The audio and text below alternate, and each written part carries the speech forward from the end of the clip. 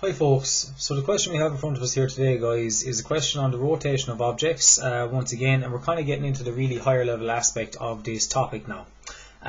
It says here, the example, the elevation and plan of a CD case are shown in the figure across. So we can see here we've got the elevation view sitting on the XY line and the plan view here obviously showing the bird's eye view. It says the cover of the case contains a logo based on a regular hexagon, so we can kind of see the hexagon inside here. It's obviously just kind of been cut there and there. And it also says draw the given elevation plan and then project an end elevation in the direction of the arrow of arrow A to show the cover of the case in an open position as indicated by the broken line.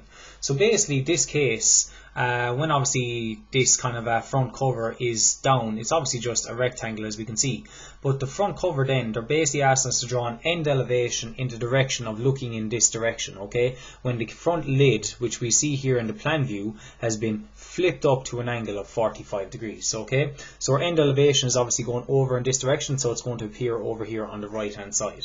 Okay, so what we're going to start off with is, because our end elevation is going to appear on the right hand side, okay, it's going to appear over here. What we're going to do is we're going to keep the elevation roughly to the left of the middle of your page and our plan view just underneath that, and then we will do normal orthographic and project up our points. So what we're going to do here is project up the points that are relevant to us.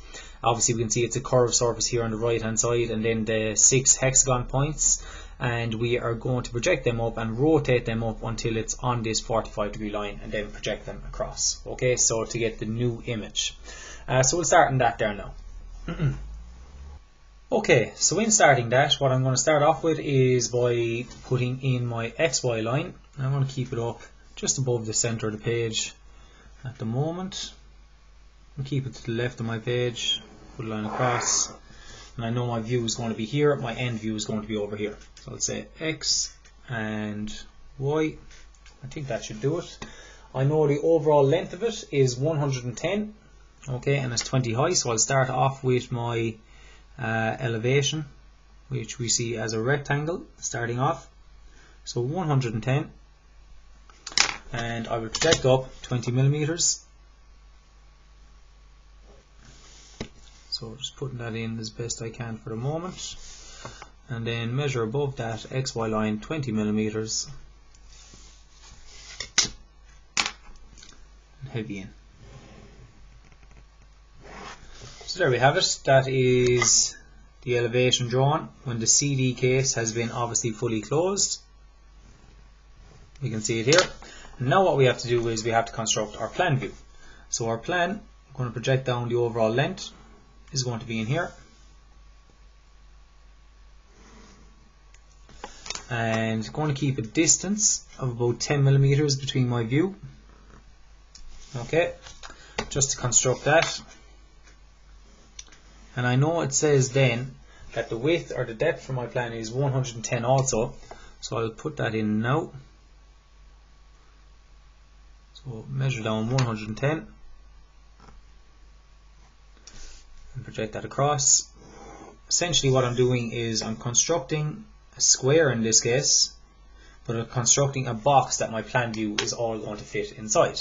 So now I'm going to put in the various measurements for the plan, and there's a series of them here. I'll start off by putting in the lengths. It's 15, 30, 10 and so forth. So I'll just put them in here, and I know I'm going to use them in a couple of minutes. So 15 plus 30 is 10, 20, 30.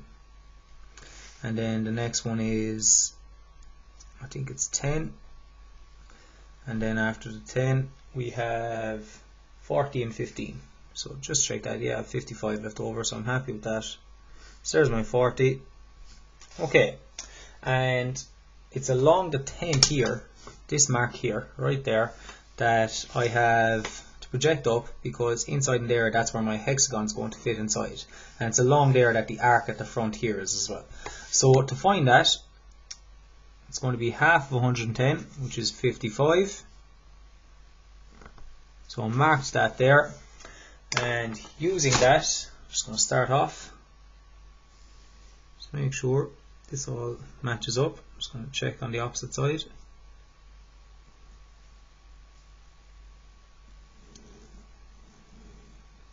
So I'm happy with that there. Okay, so that all matches up. And what I'm going to do now is I'm going to construct my circle, which is where my hexagon fits inside. I've also got a series of measurements here to put up, going up, so it's 15. And then 40 is going to be 55, so that's in the middle again, happy with that. And I'm going to measure down 15 as well, which is there. So, put that in, here and here. And once again, construct my circle that it's going to fit inside. So I have a circle of radius 40. Okay.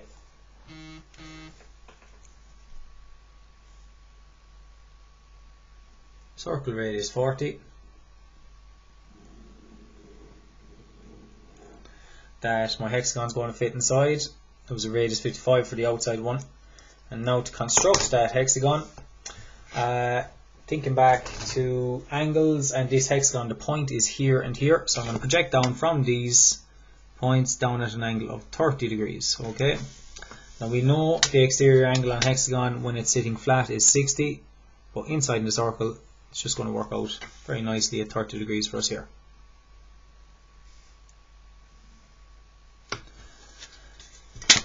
And put in this little bit here, and then I should be able to, depending on my accuracy, and I'm quite happy with that. That is connected up perfect, and I'll do the same over here. Once again, happy with that. So it's a case now of just heavying in the details. Heavy in this line. I'm heavy in all my vertical lines at once. This line is heavy the whole way down here. And finally, this line here. And 30 degrees projecting this way, and 30 degrees projecting this way. And then I know I have another little bit to do, so I'm going to project up, back 10 from the center. That was my measurement. It gives me a guide of how far I have to heavy in the hexagon line there and here. Oh, just gone a little bit far there. I'll fix that in a second.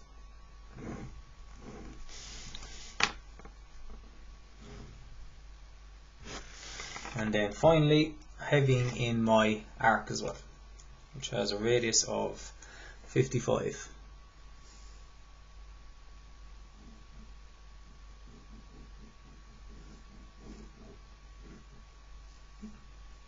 Just after slipping there a little bit. So there we have it. And what I'll do, just very quickly, just fix this a little bit here. And just heading into the right distance. Like that. And put back in my construction line then. There we have it. Okay, so as you can see there, that there is how you construct the elevation and the plan in this question. What we have to move on to now is completing the rotation of the object. So to be able to do that, what we're going to do first of all is in our elevation, we're going to project up that line at an angle of 45 degrees where the lid comes up at that angle. So from this corner here, which is going to be where it rotates up, I'm going to project up a line at 45 degrees. And then from here, which is where the lid is going to rotate about, if you consider that the hinge, I'm going to come here to the front, which is the distance it starts at. Project that up there. Had it pretty close. So now I can heavy in that lid. So there we have it. That's as far as the lid goes. Okay. Now to complete this object, what I'm going to do is I'm going to once again create my box, because we have the overall height of it now. So I'm going to project a 45 degree line down to transfer my widths. Bring this across to hit the 45. Bring this one across, and where they hit, I'm going to project them up.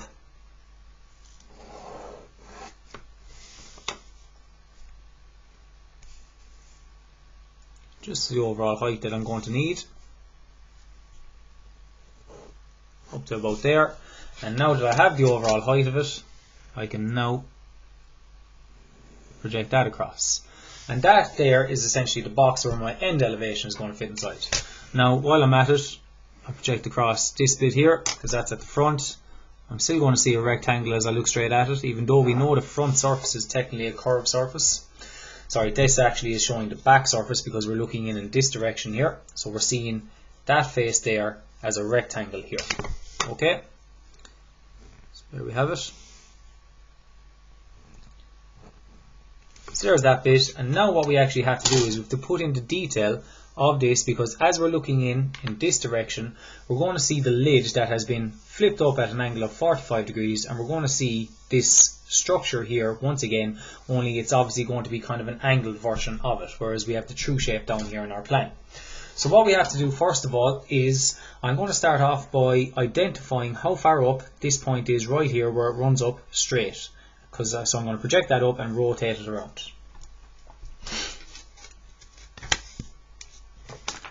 So projecting this point up here,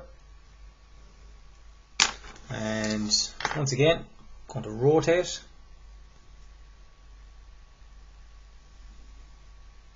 It's right there, so at that point right there, that is as far as I can heavy in on the left and the right, going up vertically before it starts to curve. So heavy in this, and finally this right there. Okay, and at that point then it will start to obviously curve and so on. Alright, but before I put in that curve, what I'm going to do is I'm going to focus on the hexagon here first. So we've already got kind of 2 points located, well not fully located, but I've brought up this point and this point already. So now I have to bring up this line here. I'm not going to bring up the internal circle, there's no point, because we can just use the 6 points on the hexagon. Okay, I'm actually going to have to bring up this one as well, because that's where that line's finished on the design, and also this one. And every one of them I'm now going to rotate around the hinge point where the lid flips. So here, that's 1, a little bit off there, 2, and finally 3. And every one of them is going to project across. So just to start off with, okay, I'll start with these guys. Okay, so to find them, they're going to be over here somewhere, and I have to project them across from here. So working kind of backwards. So here and here, where they hit my 45 degree line, project them up.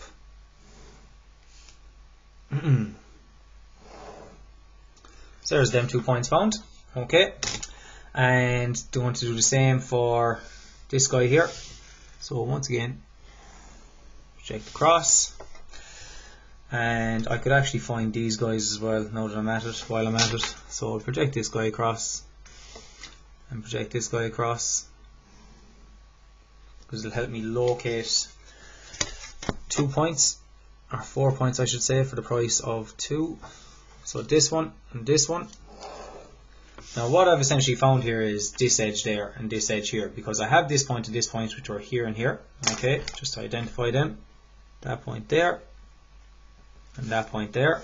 Okay, so they all matched up, and that line connects to here, and now I know it stops here, but it does connect all the way over here, which I've now found because that rotated up to here and it's along this height, and I've projected that across up to here.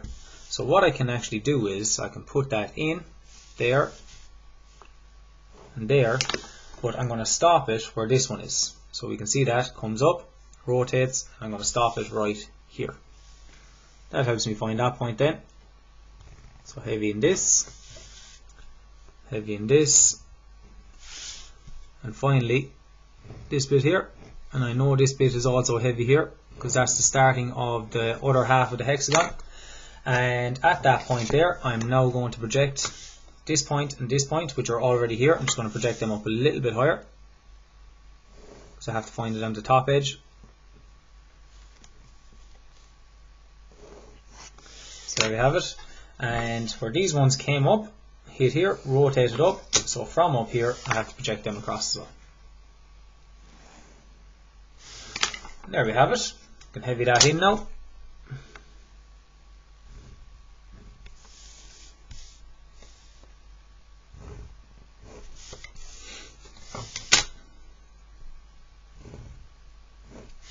that's that part of it done. So we've actually got the logo done on the inside, and as you can see, basically it came up here and it's moved around. Okay. Now what we have to do is we have to work out the curve. Okay. So first of all, I'm going to do a line here, and we've actually identified 2 points so far. We've already found this one, which is here, and we found this one, which is up here. And I can actually find another one straight away, which is the very, very top one. So that's the middle point. I can project him all the way up then. He's going to be at the top, right up here, right there. Because if we follow it, it comes up to here, rotate it up, and it hits at this height here. So that's going to be where that one is there. But I'm going to use labels, and as always, when we are going to, what we're going to do is we're going to split up a circle. So I'm going to go 1 around to 7, and anytime we split up the circle into 30, 60 degrees, we're going to use labels. So 30 in that direction. I'm also going to project downwards at 30 degrees. 60 degrees, just splitting the 30 angle, and then 60 degrees down. And as ever, use labels to help you out. So 2 to 3 to 4 to 5 to 6, and obviously to 7. So 1 and 7 came up here. They were here, but now they've rotated up to here. So there's 1 and 7. So if I was using labels, 1 will match up with the 1 height. So there's my 1, and obviously 7 is at the opposite side. Okay, and we've already found 4 as well. So 4 was up here, which we can locate over here. Okay, so we have to identify now 2, 6, 3 and 5. So to find them, well, when we use 30, 60 degrees, we know 2 and 6 are going to match up as far as there, and also 3 and 5. Saves us a bit of hassle, saves us a bit of work by doing the 30, 60 degrees. So while I'm at it, I'm going to project up 2 and 6, and finally 3 and 5. So 2 and 6 are going to be here, and then 3 and 5 are here. And what I need to do now is I need to project them across. So 2 and 6, and finally 3 and 5. So I need to find them in all views, so follow the paths.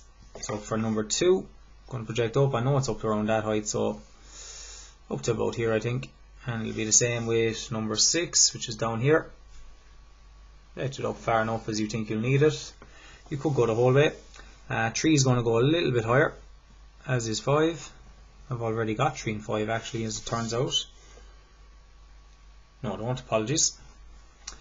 So at this point now, just making sure, 3 and 5, I don't, I apologize, I actually made a mistake. So right there, I'm actually going to just use this. I said that was 3 and 5, it's not. That was where I had my hexagon.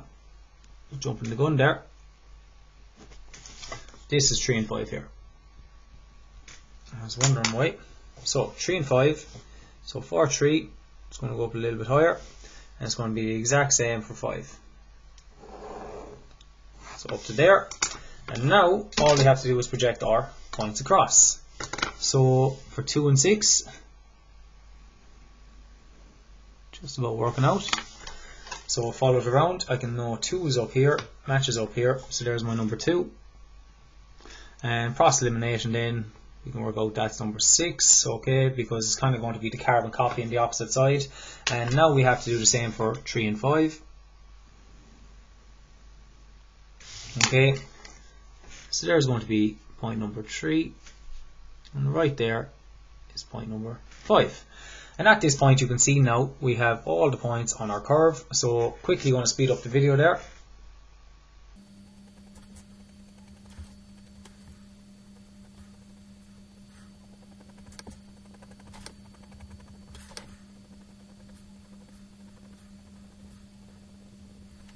Okay, there we have it guys, that is the actual question completed.